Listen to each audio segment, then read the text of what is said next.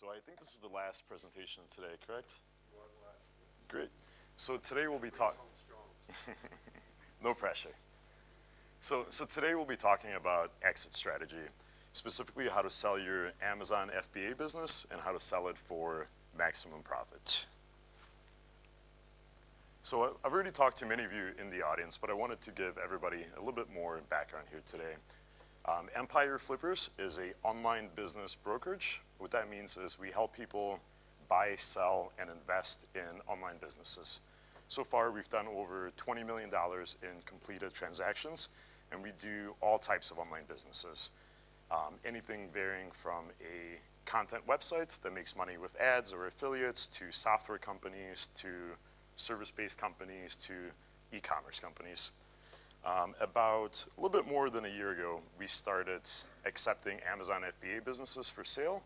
And in the last 12 months, we've sold 20 FBA businesses, ranging anywhere from $50,000 up to just under $2 million. So why is any of this stuff important to you guys? Well, by doing all these different types of transactions, we've noticed a clear pattern. What causes some companies to be worth a lot more than others? What causes some companies to sell very quickly that buyers fight over? And what causes some companies not to sell at all? And that's what this presentation will be about. We're going to talk about what factors buyers are willing to pay a premium for, and specifically what you can do to increase the value of your business. A little bit more background on myself. My name is Mike Rankovich. I am originally from Chicago, Illinois. I currently live in Southeast Asia and spend most of my time in Vietnam. I'm the former marketplace manager at Empire Flippers. I've spent 3 years working directly with buyers and sellers. On the sell side, I typically have helped the buyers establish their initial valuation, help them figure out how much their business is worth. And then if they're not looking to sell it right away, I've done exit planning with them, helped them figure out what they can do to their business now to make it worth more 6 to 12 months later. I've also worked with buyers, anything from small individual buyers to larger institutional buyers, helping them figure out how to do due diligence on specific types of monetizations, helping them narrow down their criteria and match them up with deals. I also worked with our transfer team to make sure that once a business is actually sold, everything is transferred over properly and that the seller gets paid. I've stopped working on the brokerage side earlier this year. I'm currently the managing partner of Empire Capital. Empire Capital is the investment arm of Empire Flippers. Basically, it was started as a way to give investors a chance to own online businesses completely passively. So a passive investment for people that don't want to be involved with the day-to-day operations. So we've done a series of investment funds where we raise money from investors, we buy different types of online businesses, and we look to manage, grow, and exit them. Currently, we're working on a new investment fund that'll be ready to launch in about a month or so. And this fund will focus specifically on Amazon FBA businesses. So there'll be a $5 million fund that only buys FBA businesses. We'll be looking to grow the businesses aggressively by reinvesting all the cash flows and then sell off the fund as a package in 3 to 5 years.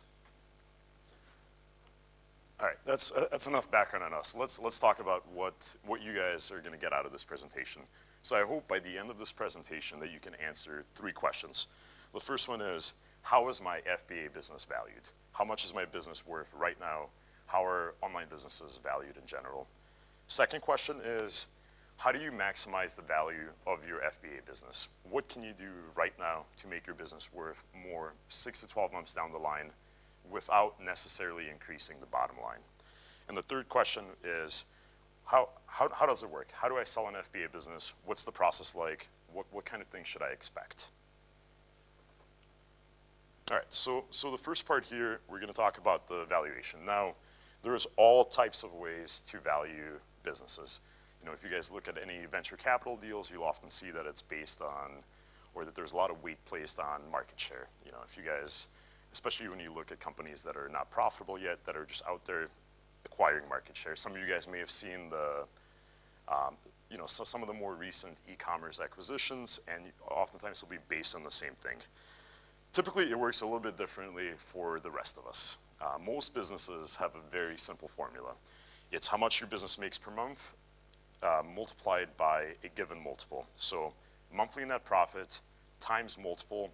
And for physical product businesses, like Amazon FBA businesses, inventory is simply added on at cost to the sales price. So let's break this formula up a little bit, and let's go through the individual pieces here. All right, so the first part, monthly net profit. This is how much your business makes per month.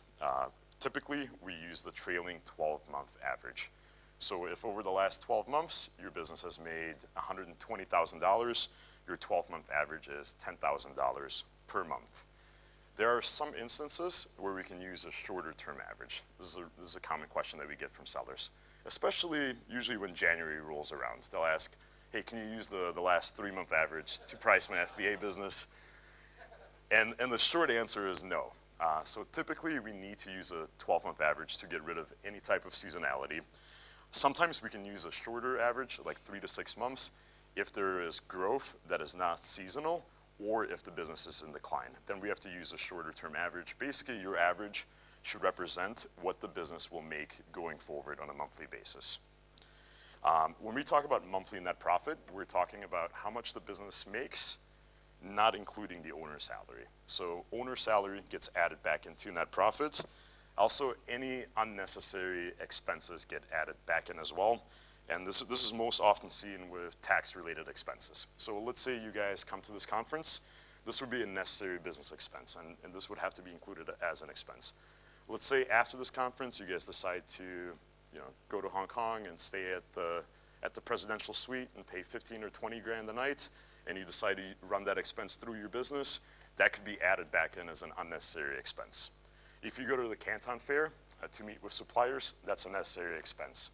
If you go to Hawaii with your significant other and you write it off as a business expense, that's something that gets added back in.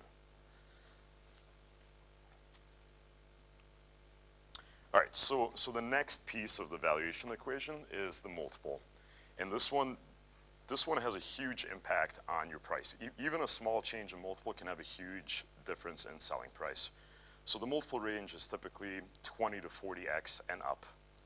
So that's a huge range. If your business is making 10 grand a month, whether you get 20 or 40x, that determines whether your sales price is 200 or 400,000. There's a lot of factors that go into determining the multiple. One good way of looking at it is it's a measure of risk for the buyer.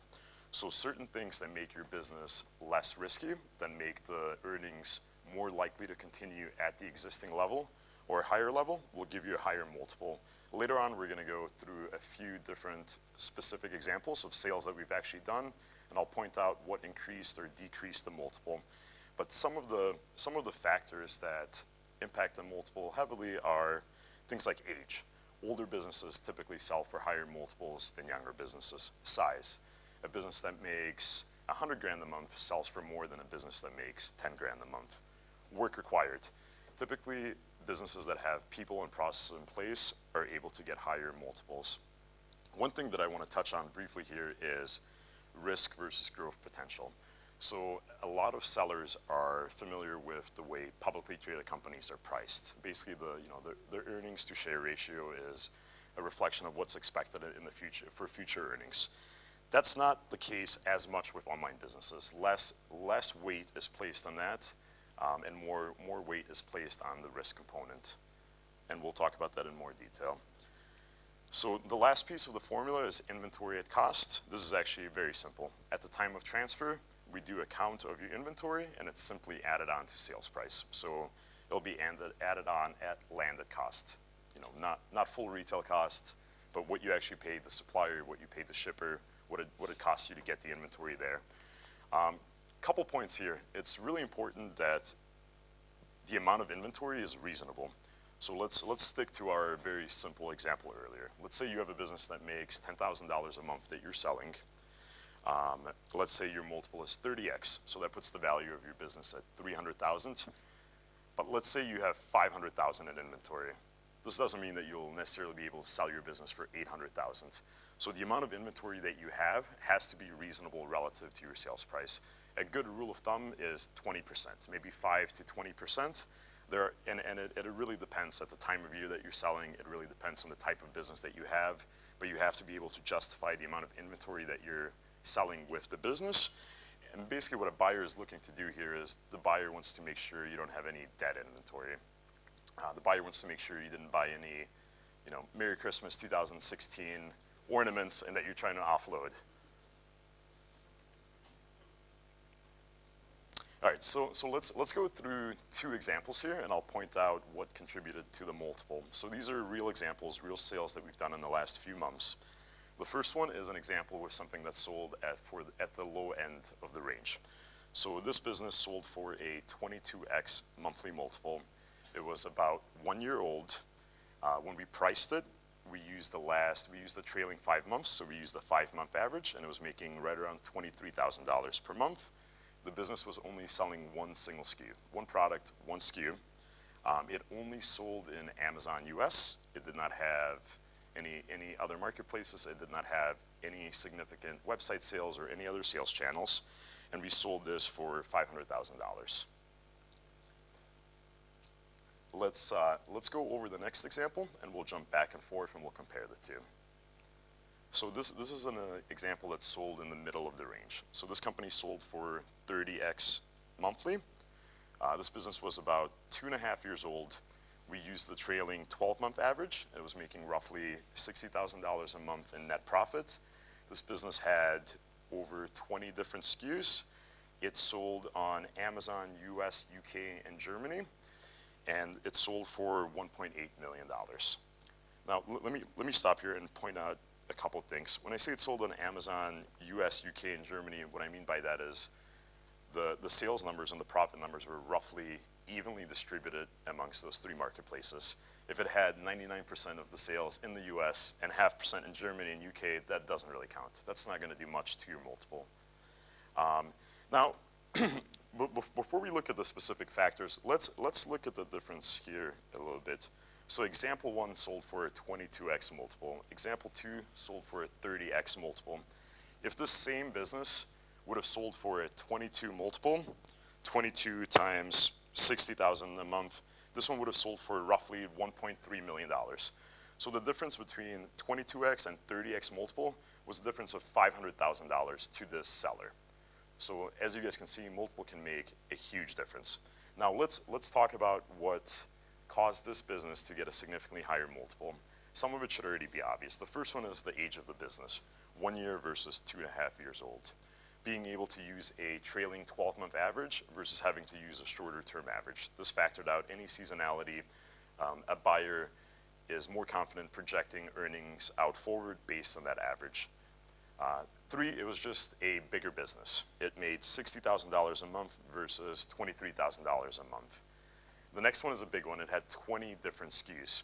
So when I talk about SKUs, you can look at it as a spectrum. If you have, let's say you have 1 SKU versus 3 SKUs, but your SKUs are really all one product with different size and color variations, that won't necessarily add much extra to the multiple. The reason this one did well is because its SKUs, while they were all in the same category or the same general niche, they were ranking for different types of keywords. So from a buyer's perspective, what that does is it minimizes the risks. If they lose rankings in one of the keywords or if more competition comes in for one of the specific products, it's not likely that the entire business will tank. It might only be a small portion of it. Rudy talked about the different marketplaces, and the reason this is important is there's always risk of something happening to your Amazon account. CJ did a great presentation with this, but just by having multiple marketplaces, it decreases that risk. This way, if something happens to one of the accounts, the entire business is not wiped out. You lose 1/3 of your business. And not just with getting your account banned. If there are any types of changes to the account, if Amazon seems to continuously make changes, if they do make something that significantly changes the business, it's less likely. Let's talk about some things that would have helped increase this multiple even more. If this business had sales outside of Amazon, if it was selling in retail stores, it probably would have received a higher multiple. If this business had its own website, maybe a Shopify store, where it drove traffic from outside of Amazon, it would have received a better multiple as well. Last thing that I want to touch on here is when I talk about SKUs, you do reach a point of diminishing returns. So if this business had 600 SKUs, it probably would have been worse. Or if it had some insane amount of SKUs that would be too difficult to manage, it probably would have been worse. So a reasonable amount of skews that diversifies the risk, but doesn't necessarily add much more to the work required.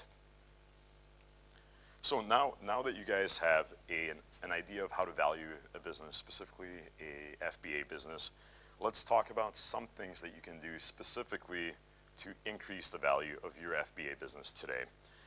We'll go through a few different things here, but it's important to note that all of this stuff will either make your business worth more by one, increasing your multiple, or two, by increasing your buyer pool, or it'll help you sell your business much faster. Some of these things are absolutely required and you won't be able to sell the business without it. Some things are nice to have, still help you increase the value. So the first one is having a separate company. Typically, all the sales that we do are asset sales, not stock sales. So when you sell your business, you will be selling the assets that the business owns that generate those cash flows. You typically will not be selling ownership of the new company. But having a separate company still makes it much easier and makes it a much smoother sale and could potentially increase your multiple. So one good example, I know some of you guys in here are running software companies and are also selling your own Amazon FBA products. I know some of you guys here are running service-based businesses and selling your own products. Let's say you wanted to sell your FBA product business, but you wanted to hold on to your service company, or you wanted to hold on to your software company. In the ideal case scenario, you would have separate legal entities. You would have an LLC, corporation, or whatever setup you go with, and have those completely split up. You want to have separate business bank accounts for each one of those. Like I said, this is not absolutely required, and it depends on the size of your business, but this could increase the value of your business. And this is not necessarily something that you have to do on day one. Once your business is up and running and you're thinking of selling it, doing something like this 6 to 12 months out will significantly increase the value. All right, so this is usually where people start to fall asleep. We're going to talk about accounting a little bit. I'll try to run through it pretty quickly. And this is probably the most important part as well here. So what you need to do, you need to have detailed financials available for your business. And the two main financial statements that you need are the income statement and the cash flow statement.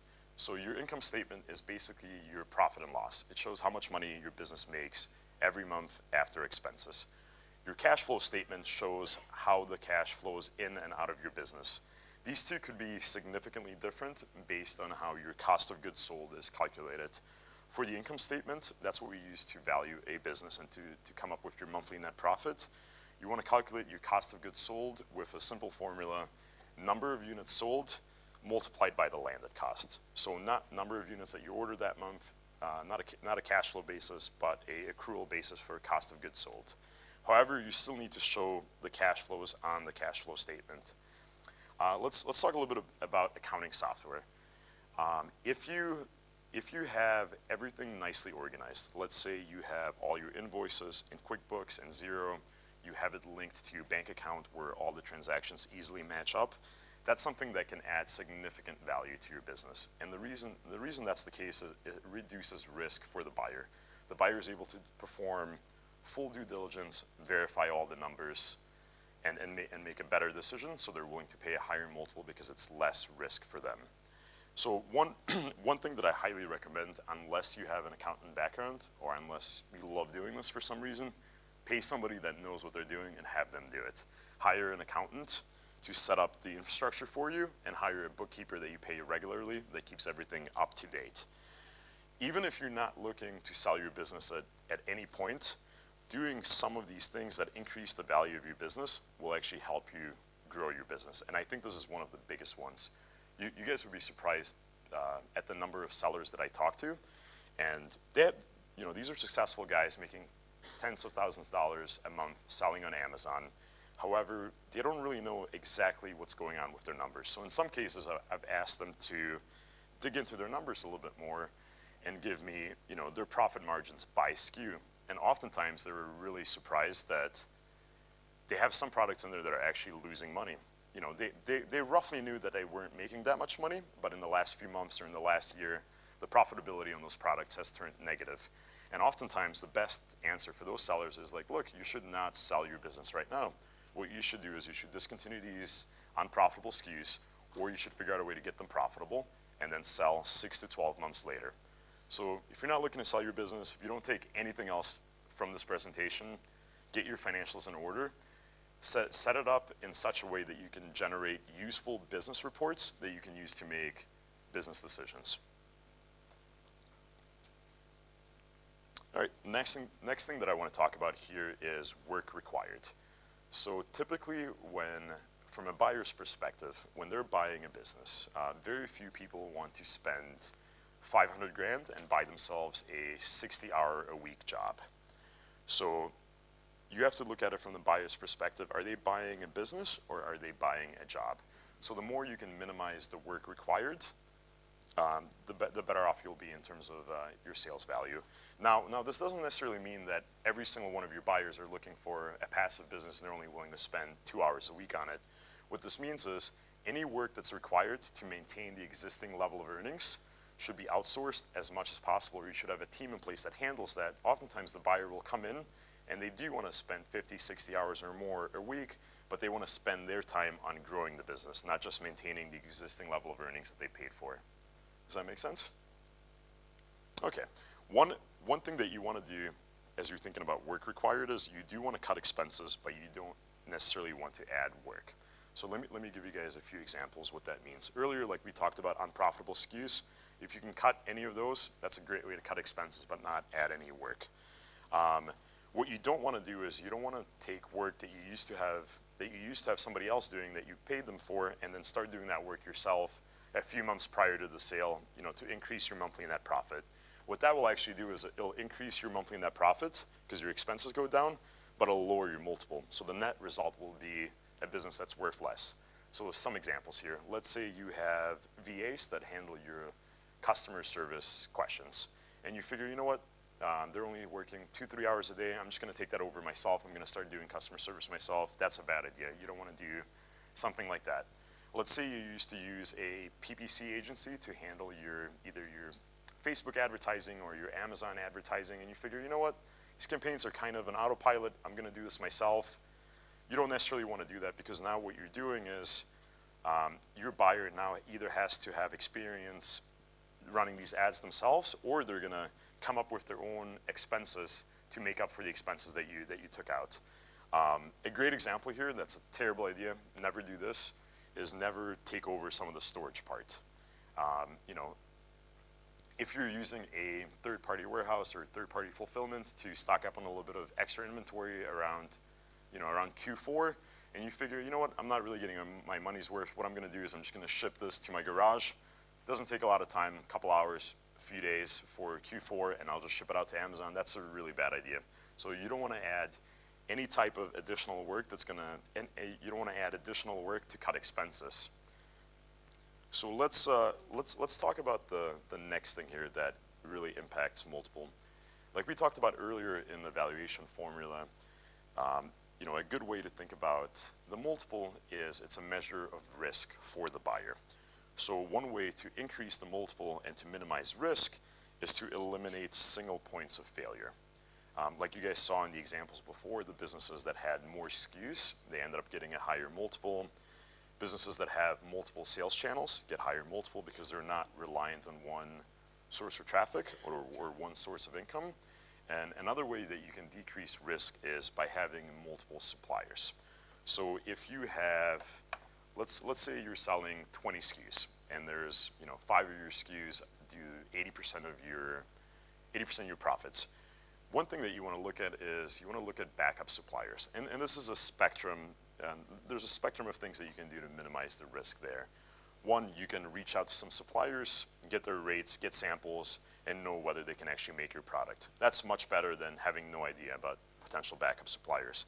All the way at the other end of the spectrum is you could actually place test orders from these suppliers, sell that product, and have a track record of the refund rates. So to a potential buyer, you can show him, look, if something happens with a supplier, if he raises prices, he drops out, or his quality drops, I have this backup supplier that I've ordered from. The return rates are the same as they were before. The defect rates are the same. I'm getting the same type of review scores. You probably should not get too carried away here. If you have lots of different suppliers, you probably don't need to do this with every single supplier, but you should do this with your key suppliers. And try, when approaching this, try to 80-20 this. Try to have backup suppliers for the ones that are the biggest risk or the ones that generate the biggest amount of sales or profit. Let's talk a little bit about touching inventory. So one good way of increasing the multiple is not to touch the inventory at any point during the process. During your supply chain or during the sales process, avoid touching inventory completely. Basically what this does is it increases your buyer pool. You might be willing to deal with inventory yourself. However, one potential buyer might be living in Bali and he can't deal with inventory at all. So try to not to touch inventory at all during the quality control process, during the labeling process. One way that I see sellers getting involved with inventory where they shouldn't be is with removal orders. Usually it's something like, I don't get too many of these, I have them shipped to me every few months, and I just quickly go through them, toss out the ones that are bad, the ones that are good, I ship those back into Amazon. Even for something as simple as that, you should be paying a third-party service to do that. It'll cut into your margins a little bit, but it'll significantly increase your multiple more. A lot of third-party services will do this for you, like Ecom Cargo, one of the sponsors here, one of the freight forwarders. I know they provide this type of service. There are other third-party services, FBA inspection. There's lots of them out there. Just Google this type of service or ask for a recommendation, and you'll be able to find somebody. All right, the last way that we're going to talk about how to increase multiple and how to increase the value will be by having people and processes in place with your business. And this goes back to the same thing about minimizing risk for the buyer. A business that's less reliant on you is less risk for the buyer. If you're the one that does all the important work, it's kind of dangerous to the buyer. There's a question of, will that skill be able to be transferred properly? Is the buyer willing to do that? So you should, whenever possible, you should hire a team.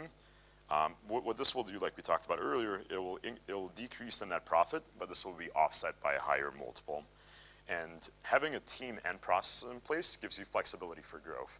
You could focus your time on growing the business, whether that's launching new products, improving margins, or whatever it is, versus the day-to-day operations to maintain the existing level of earnings. All right, now that you guys know how to, one, value your FBA business, and two, some steps that you can take today to increase the value in the future, let's talk about the general process for selling an FBA business. All right, one common question that I get from friends is, should I use a broker or should I do this myself? Now, I'm obviously a little biased here. You guys probably know what I'd recommend. But in all seriousness, if I was having beers with a friend and he told me he wanted to do it on his own, I would tell him he's nuts. For 99% of the people out there, they should use a broker. They should expect to pay a lot of money for that broker. Typically, you should expect to pay about 15% in commission, which is a significant amount of money. However, the way you have to look at this is, okay, if I use a broker, even after paying commission, can I get more money for this business than if I would have sold it on my own? So usually the answer is yes, and we'll go through some exceptions when that's not the case. So the two common exceptions when you should sell it on your own is, one, if you have a large audience of entrepreneurs that are likely to buy or sell businesses, and they have enough money to buy your business. A large audience by itself is not enough. There has to be enough people in your audience that can actually buy the business. And all you have to remember, it just takes one. You don't need to have thousands of potential buyers, you just need to have one potential buyer in there that can buy your business. The other exception where it makes sense to sell it on your own is if you have a potential strategic buyer. So this would be somebody, not necessarily your competitor, but it could be somebody in a industry that has very similar customers to you, and there's some opportunity for cross promotion. We get this question all the time, so we actually recorded a podcast on this. We talk for 30 or 45 minutes about what strategic buyers are looking for, how to approach them, what you should look out for. And at the end of this presentation, I'll give you guys a link with a resources page that has additional links where you guys can go for more information. So let me give you one example of a strategic buyer that worked out really, really well. This is actually a business that one of our friends sold to another friend of ours. Who in here is familiar with a company called Splitly? Okay. Who in here is familiar with Jungle Scout? Almost everybody. So Splitly was sold to Jungle Scout, and Jungle Scout was clearly a strategic buyer. So for those of you guys that are not familiar with Splitly, it is a split testing software, A/B testing software. You can test things like your price, like product images, like your title, to see if you can improve conversions. This was a company started by two guys. Both of them have a programming background. They built a great software product. They got it up and running. It was doing well. And at one point, they were in discussions with Jungle Scout to buy their company. They ended up selling 50% of the company to Jungle Scout. And then what Jungle Scout did, it sent all its customers to Splitly, and Splitly sent all its customers back to Jungle Scout. And 2 months later, after selling 50% of their company, they were able to double the bottom line, and it's been growing ever since. So that's a perfect example where a strategic partnership or a strategic sale works. I would say they're rare, but if you can pull it off, it is a great way to sell your business. We actually interviewed the Jungle Scout guys where they talk about that sale, exactly what they did, what they were thinking about at the time, and I'll give you guys the link at the end of the presentation as well. All right, so typically one of the very early things that you needed to do when you're deciding whether to sell your business is you need to receive an initial valuation. So there's a market value, which is how much your business is worth. How much, the value of something is whatever someone else is willing to pay for it. So that's the market value of your business. And then there's the seller valuation. How much is this business worth to you? How much money would you take to get rid of it? And oftentimes those two things are really, really far apart. So in order to even think about selling your business, those two things need to be close together. And seller valuation, we joke about this often. Sometimes I'll talk to a seller and I'm like, okay, this is how much I think your business is worth based on the market. How much, is that what you want to sell it for? Let's say the valuation is 1 million. And they're like, no, I wouldn't sell it for anything less than 1.5 million. Why? I don't know, I just like 1.5 million as a round number. But if you dig a little bit deeper, it actually makes sense. So the seller valuation is something that is highly personal to you. And it depends on things like, what are you gonna do with the money?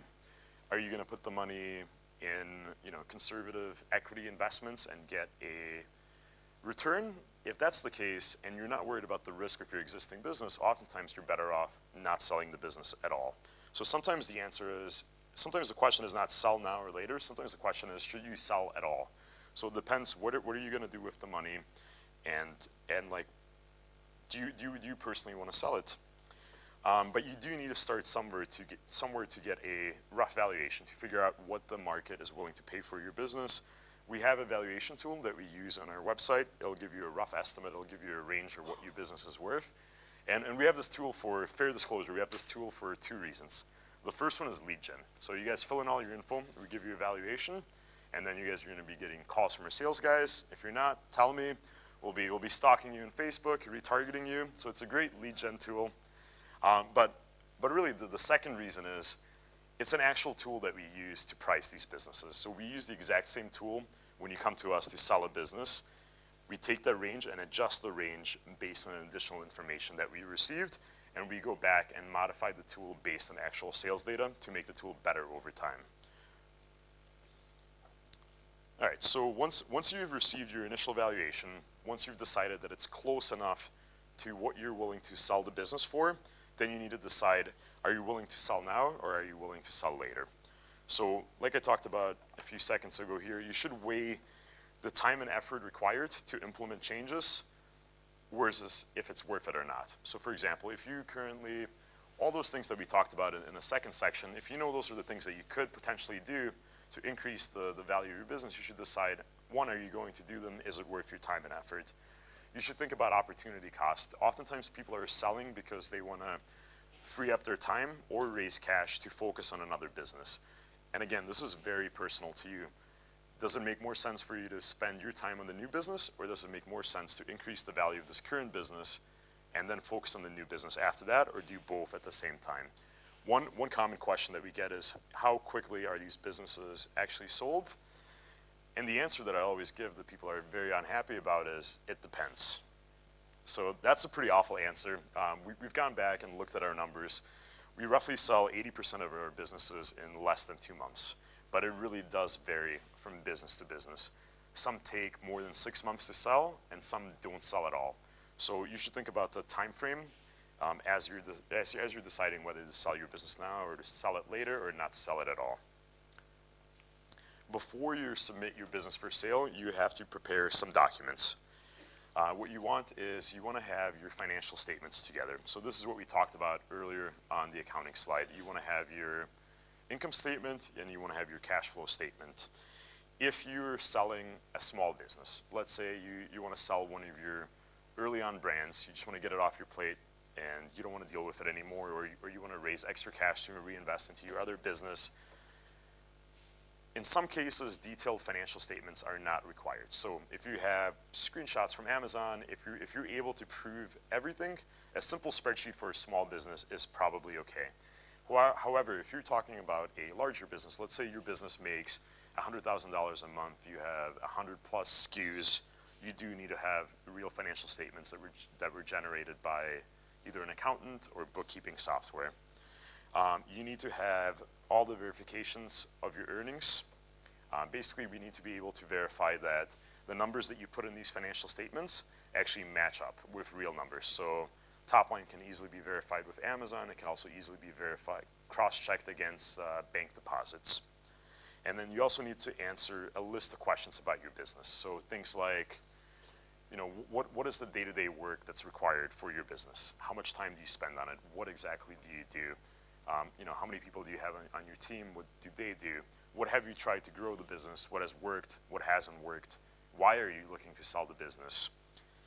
Once you prepare all these documents and you're ready to submit your business, there is basically a 3-step process here.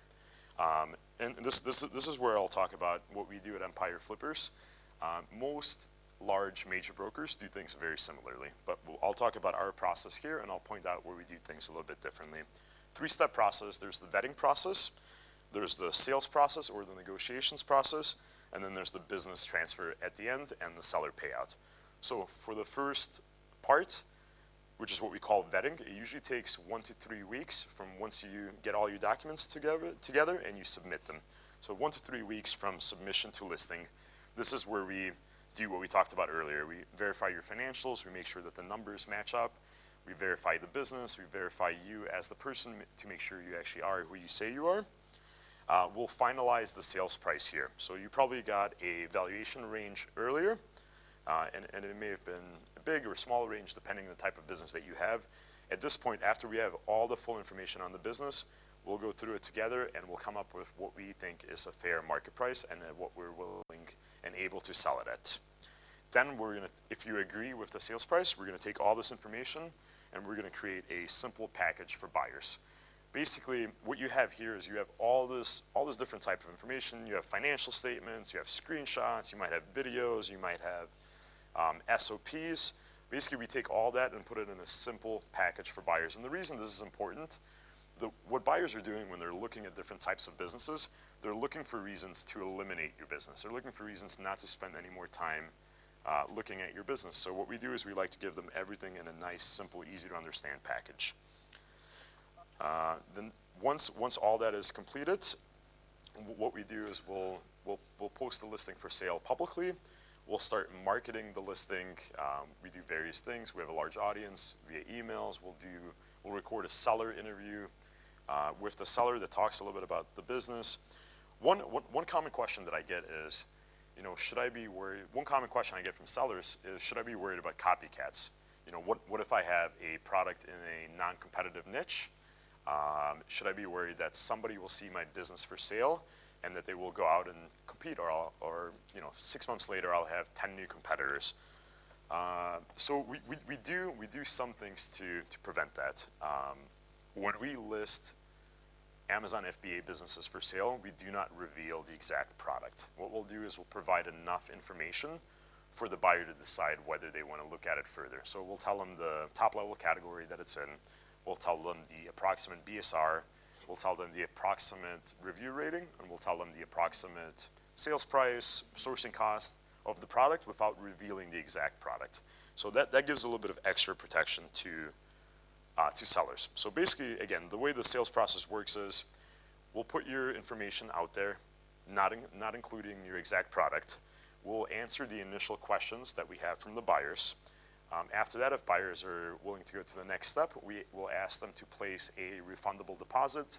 It's usually 5% of the sales price, capped at $10,000.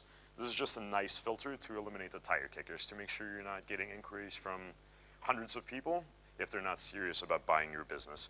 We also have VIP buyers. Usually these are institutional buyers or buyers that we've worked with a lot that buy businesses from us continuously, and we'll screen the buyers to make sure that you have a serious buyer there. Once we've dealt with all the initial questions, usually a buyer-seller call is scheduled. Depending on the complexity and the size of your business, you might have to do one of these, you might have to do 4 of these. So on this buyer-seller call, your broker will typically do a call with you first. They'll coach you, they'll give you a little bit of background on the buyer, they'll coach you on how to handle these calls if you've never sold an online business before. They'll tell you what's important to the buyer, and they'll tell you the experience of the buyer, what you should stress, what you can cover quickly. And then the conference call happens with the buyer, seller, and the broker. After that call is done, usually there's a follow-up call with the seller. Typically, for every 4 of these calls that we do with different buyers, typically one of them closes. So the last call is an opportunity for the seller to get better at explaining their business. Also, at the beginning of this call for FBA businesses, after the buyer does an introduction and after the buyer has explained their background to the seller can choose to reveal the exact product or not. Now, some sellers don't care about this at all. I have some sellers that tell me, like, okay, before the call, just give them a link to my store. They can look at all my products. It doesn't matter. Some sellers would prefer to talk to the buyer first. One common question that I get from sellers often is, what type of person is going to buy my business? What are the different types of buyers out there? And the reason this is important, this is really important once you get to negotiations. So one buyer might have very different motivations to another buyer or a seller, and it's important to understand their motivations to structure a deal in the best way possible.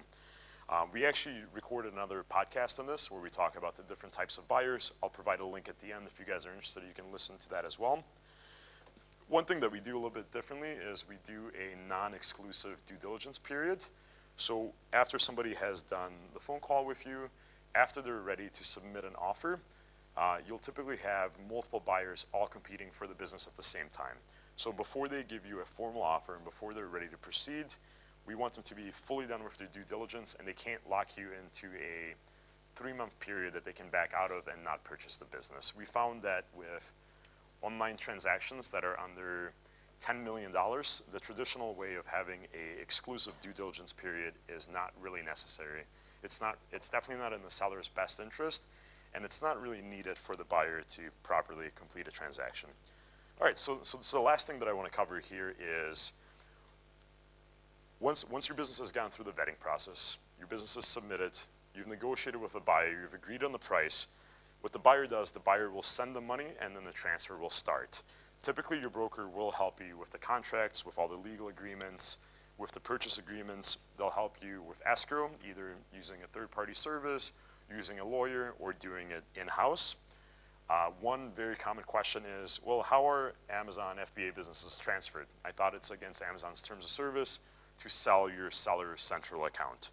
So there's two major ways of doing it. Well, actually, there's 3. Let's talk about the first one. The first one is you sell the LLC, and the account actually never changes ownership. It's the first LLC. That's the first way of doing it. For a long time, that's how people thought. For a long time, people thought that's the only way of doing it. The 2 other major ways of doing this are actually to transfer the seller account to a new owner or to transfer control of the listing page. So what we typically do with sellers is we ask them to reach out to Amazon seller support. We've learned that we should ask them to reach out during US business hours, so while the A-team is on. we ask them to call seller support and say something like this. We give them a whole script. I'm in the process of selling my business. How do I transfer ownership of this account to the new owner? And the rep will explain it on the phone. And then after they've talked on the phone, we tell them to ask the rep to send them an email to confirm what they talked about. And we've done this many times, and it's always the same stock email. It says, yes, like we talked about on the phone today, you can transfer ownership of the account. All the new buyer has to do is change the contact information, change the billing information, tax information, all that stuff. But we like to do that up front so that we have something in writing from Amazon before we proceed with the transfer process. If for whatever reason this cannot be done, the other way of doing it is to transfer control of the listing page. And basically this is a process designed not to lose rankings. So what the seller would do is they would ship out half of their inventory to a third-party service. The buyer would place new labels in that inventory, new FNSKU labels that are associated with their Seller Central account, send that inventory back to Amazon. Once it's checked in, they basically hijack the listing page, or they take over the listing page. The seller sets their inventory at 0. Once they're selling regularly, the same thing is done with the rest of the inventory. And the reason that's done in 2 pieces is so that the product never stocks out, so the product doesn't lose sales and doesn't lose rankings. Brand registry makes this a little bit more complicated, but that's not a problem either. You can email Amazon and ask to change ownership of the brand registry, so that can be done as well. This entire process takes anywhere from 1 to 5 weeks. If you do the listing page control change, that typically takes 5 weeks. If you transfer the account, that's typically much faster. Once this process is completed, the seller is paid out. If we do the escrow in-house, or if you use an escrow agent, we can do wire transfers. So we can pay you anywhere, onshore, offshore, doesn't matter. There's even a couple of guys that asked us to pay them out in Bitcoin. So if you're big in Bitcoin, you want us to pay you in Bitcoin, that can be done as well. We spend a lot of time talking to lawyers about this. Based on the type of structure that we have, we're not legally obligated to report the sale to tax authorities. So if you're an American citizen, we are not obligated to report it to the IRS. So it is the responsibility of the seller to report it to their authorities. I'm not an accountant. I'm not going to tell you what to do. You need to talk with an accountant to figure out how you can minimize your taxes there. And that's all we got here today. If you guys go to empireflippers.com/GSS, the slides are on there. The links of the podcasts that I talked about earlier are on there as well. And then we have some time for questions, Bernie? We do, definitely do. Any questions for Mike? Go here first.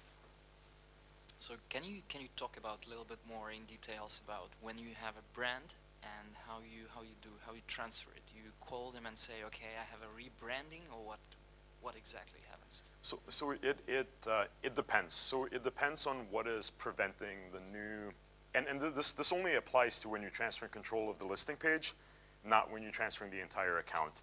And it depends on what is preventing the buyer from selling on that listing page. So if it's gated or if it's a brand registry issue, you would simply Let's say both. If say both, you would simply reach out to Amazon and you would send them a message. I would usually try calling first, and then asking them to send you an email to confirm what you talked about. And usually the best way to approach this is, If this doesn't work, so what next? honestly, I would try again at a different time. If it doesn't work again? If that doesn't work again, what I could do is email me afterwards. I'll send you the template that we've used before, and then maybe you can try that with very similar language. If that doesn't work, maybe reach out to CJ. Okay, thanks. Oh yeah, just shoot me an email at mike@empireflippers, and I'll dig it up. What's the reason that you said that sometimes you can't transfer the LLC to a new owner with Amazon, so then you go on to the second option? So there's actually 3 options. So the first one is transferring the LLC and the ownership never changes. And then the 2 options that we talked about in detail are transferring the Seller Central account and just transferring control of the listing page. Sometimes buyers do not want to have a second Seller Central account. Oftentimes buyers can get approval for having multiple Seller Central accounts if the products are different, but sometimes there are strategic reasons for keeping everything under one roof. Things like having access to a dedicated account rep by being able to hit a certain threshold of sales. So sometimes buyers choose not to transfer the account, and then we have to do the listing control change. So it's the seller who's making the decision, it's never Amazon who's trying to stop. So far, we've done majority of them. We've transferred the account. We haven't run into any issues where Amazon has not let us transfer the account. That might change tomorrow. Maybe tomorrow we start doing these and they stop letting us transfer the accounts. But that's a viable way of transferring the business. So this is kind of a two-part question. Yeah. So the first part, so am I selling the Amazon business or am I selling the brand? Or So- can you do either or?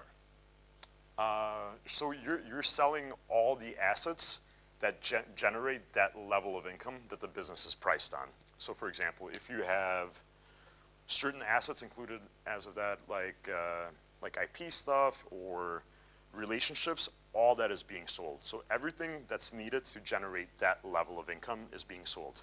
Does that answer your question? That does. So here's the second part to that question. So let's say I'm selling the barbecue gloves, right? Yep. And on Amazon, it's doing great. It's doing 100K a month, right?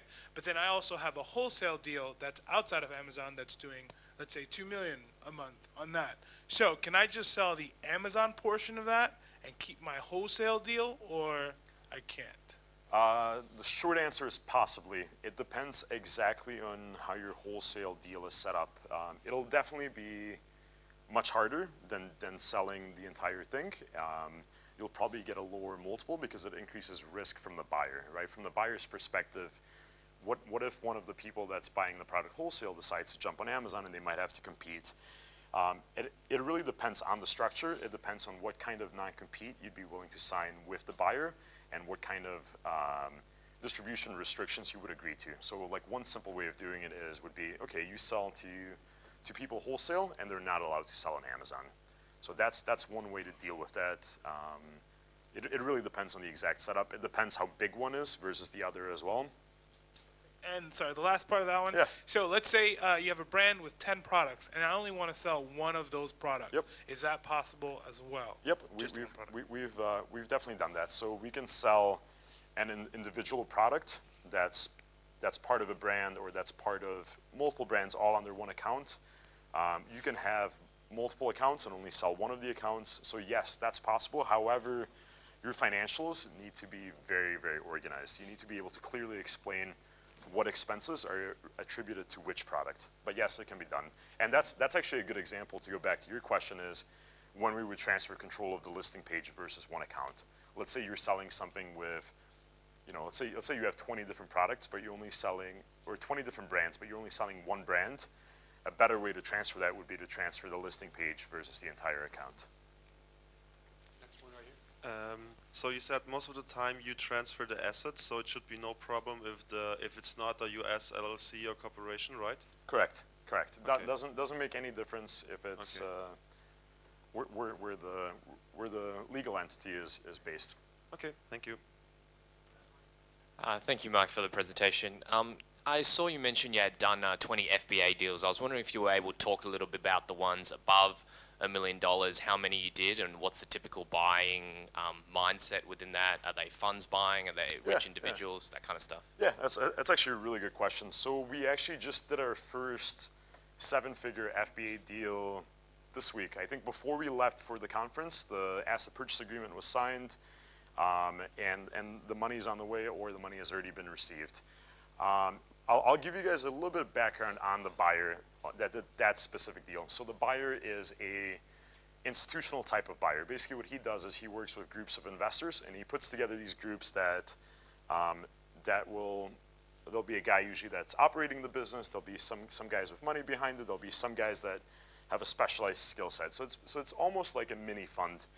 What we've noticed is once you get into the bigger businesses, there are more institutional players, more institutional buyers, more small private equity firms, so that becomes more common. They also look at some of the small deals, but it's more common for the larger deals. We've also sold larger deals to individual investors. So this could be serial entrepreneurs that are looking to do one project at a time. This could be people that have a portfolio of companies, and they'll buy these companies, increase it, and put somebody in place to run it. So it's a combination of both more institutional as you go up, Does that answer your question? It does, thank you. And just a very quick follow-up question. Congratulations on launching the fund. Are you able to talk about what buying criteria you're looking there? You're looking at a certain multiple, certain category of businesses? Sure, sure. I'll talk about it very briefly here. So we're launching the FBA investment fund in about a month or so. And really what we're doing is it's going to be a $5 million fund. Our ideal individual acquisition will be $1 million business. At that range, we're targeting businesses around 30x monthly net profit. What we're looking to do is we're looking for businesses that we can aggressively grow by either pumping cash into them to launch new products or by economies of scale of running multiple different types of FBA businesses. The goal is to reinvest all the free cash flow to aggressively grow them and then sell off the entire fund as a portfolio in 3 to 5 years. We think we can safely double the multiple. So if we can increase the bottom line, there's a big gap between what multiple a $1 million business sells for and what multiple a $10 million business sells for. Does that answer your question? Any more questions for Mike?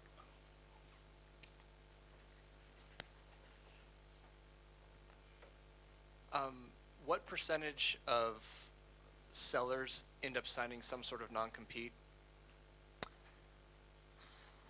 100%, almost 100%. Okay, so that's a standard practice. Yeah, so we'll typically ask you if you're willing to sign a non-compete, and if you're not, we won't list your business for sale. However, the non-competes are very specific. So, and this is something that we cover upfront because it would be a huge waste of time to go through the entire process and then realize that at the end.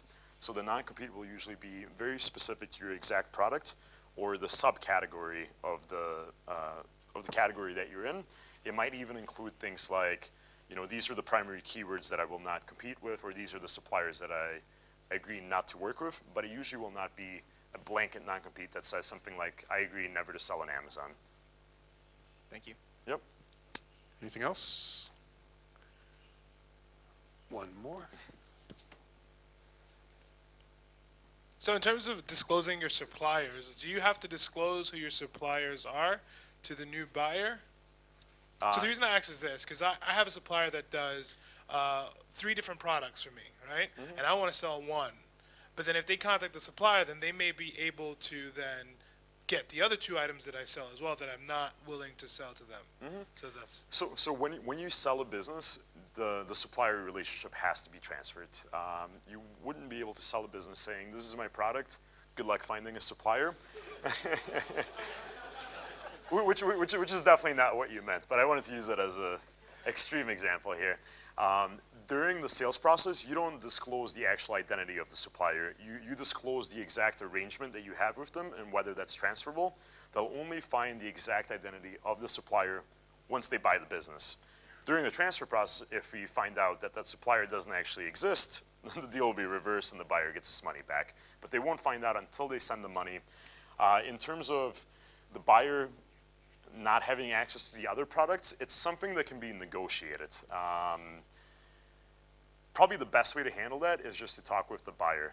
It's, you guys can sign mutual non-competes, like I'm selling you this specific product. I agree not to compete with the product that you're selling. It will be really tough to enforce the buyer. He already has a relationship with the supplier to not sell those other products. Some buyers might be willing to do that, but it just really depends on the situation. Depends how similar the products are. So, yep. Anything else? Okay.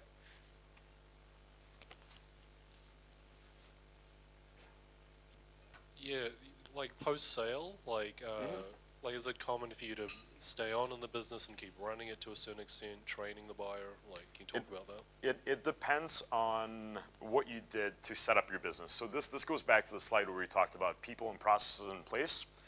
If everything is in your head, you don't have anything written down, you don't have a team, you're the one that does all the work, you'll most likely be forced to accept an offer that includes training after the business is sold, and oftentimes you won't get 100% upfront for the business. You'll be stuck in a long earnout, or you'll be stuck in a performance-based earnout, and that's a way for the buyer to make sure that everything is transferred over properly. The more processes and people you have in place, the less training you'll often do after the sale. However, for complex businesses, even the ones that have people and process in place, it's not uncommon to have some kind of short period after the sale where you stay on as a consultant. So maybe you'll agree to do 20 hours a month for the first month after the sale. Maybe you agree to do another 5 hours a month for the next 3 months after that, and then maybe you agree to be available for emails occasionally. Does that answer your question? Yeah, thanks. Can you give us an example of a 40 times multiplier? 40 times multiplier.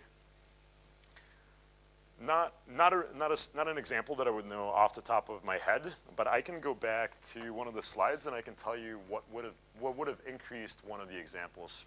So this one right here, what would have given this one a higher multiplier would have been if it was making more per month. If it was older, if it was 3.5, 4 years older, it would have gotten a bigger multiple. 12-month average wouldn't change. We would never use a 24-month average. That doesn't make sense. If in addition to Amazon, US, UK, and Germany, if it also had its own website and it had additional sales, this one probably would have received a higher multiple if it was in 2 different niches. So let's say it was in outdoor sports and beauty products. Because basically you're looking for things that will decrease the risk for the buyer. Is that helpful? Anything else? Oh, yes. Just a quick question. So something I didn't notice, so year-over-year growth, is that looked into at all? Because I thought that was like a big, factor as well. So yes, it's something that's definitely looked at. However, it doesn't receive as much emphasis as most people think. So for example, I talked to somebody at the conference 2 nights ago, and he was asking me, how much is my business, or how much is my buddy's business worth? Right now it's making X, and it's growing 30% every month. And the simple answer was, it doesn't matter how much it's worth. It's not worth, you can't sell it for what it's worth right now. So if your business is growing very rapidly, the answer is do not sell your business, because the market, the price that the market will be willing to pay for it will not be the fair value, because it puts more emphasis on risk versus growth. Very different than what like venture capitalists would pay for a business. So typically growth does have an impact on the multiple. It has a good size impact on the multiple, but not as much as you think. Does that answer your question? Yeah, good, thank you. Don't sell if you're growing. So how much does a product life cycle is taken into account when a buyer's looking at a business?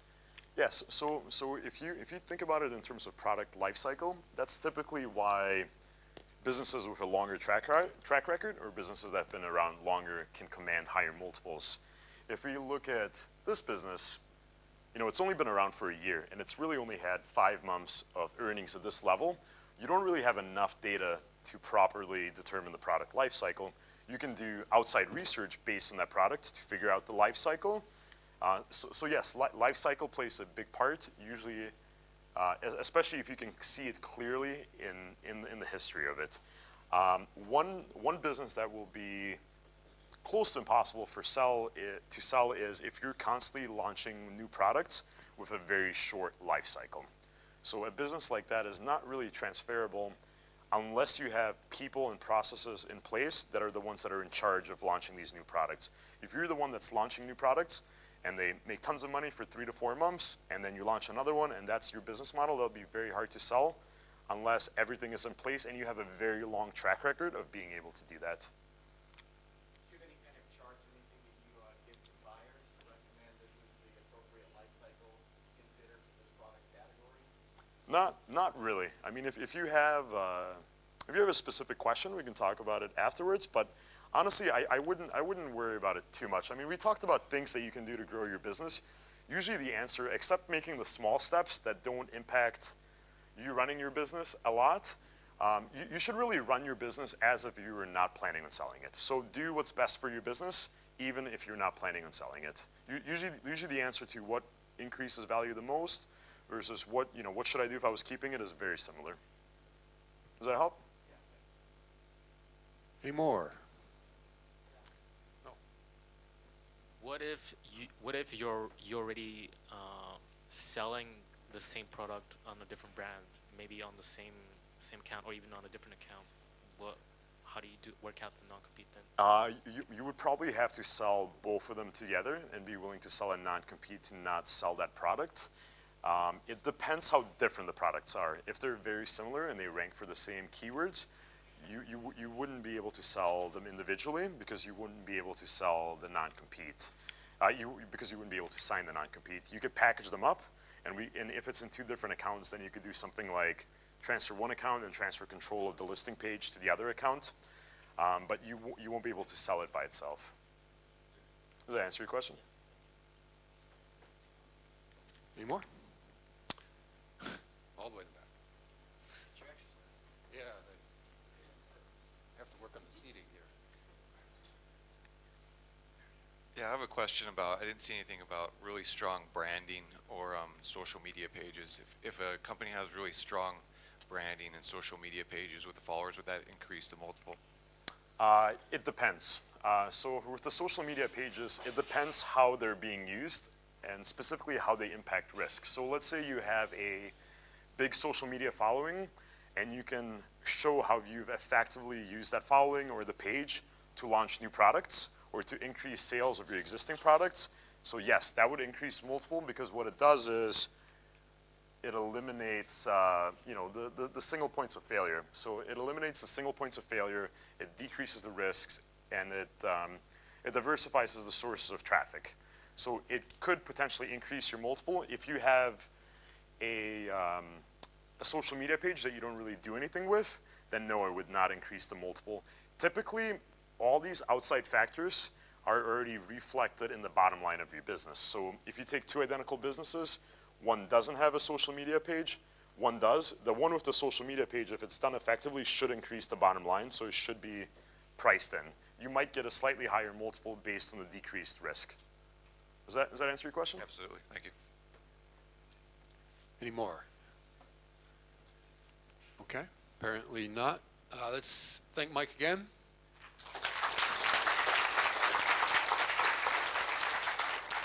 Great, thanks, Mike. So with that, we are at the end of our program. Just a few notes, and then I'll let you go for the show. So first,